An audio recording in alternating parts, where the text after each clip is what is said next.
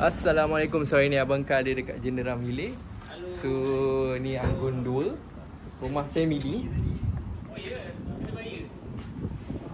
Rumah semi ni ada freehold tingkat, freehold Malay Reserve. Saiz tanah 40x70. So ini Abang Kal tunjuk luar dulu. So ini bahagian luar dia.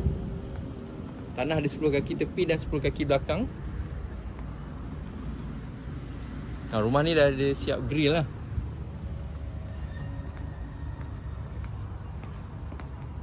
So jom kita tengok masuk dalam rumah.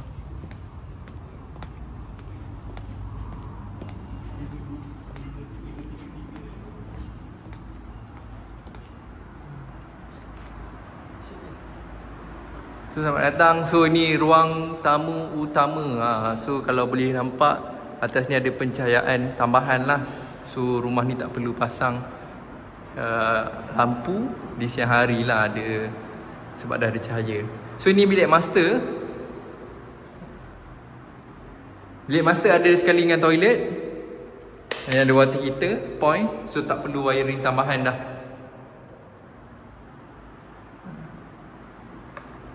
So jom kita tengok bilik kedua, ketiga dan keempat.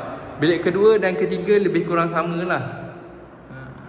Water, lampu semua, point lampu, point kipas semua dah ada, tak perlu pasang tambahan. Cuma aircon saja yang kena tambah lah. Ni bilik yang keempat. Bilik kedua, tiga dan keempat berkongsi tandas di luar. Tandas luar ni besar tau.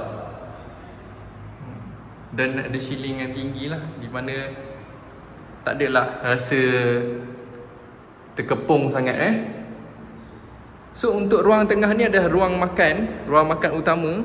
Dan boleh juga kita buat dry kitchen. Boleh buat dry kitchen. And then sini kita boleh buat wet kitchen. And then sini kita boleh letak fridge dan mesin basuh. Untuk ruang belakang pula, untuk ruang belakang ini macam Abang Kal tunjuk tadi tu, ada ruang 10 hingga 10 kaki lah lebih kurang boleh buat bercocok tanam. Dan rumah ni telah dilengkapi dengan grill lah.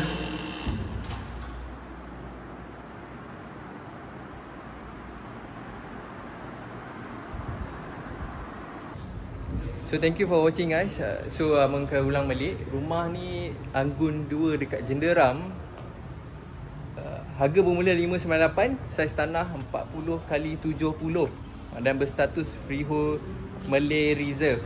So untuk you guys yang berminat nak duduk area sini, nak invest area sini, nak beli area sini kan, ataupun kerja di area sini, boleh contact Abang Kal cepat-cepat dekat link kat bawah. Ini kita boleh set viewing sama-sama. Thank you guys for watching.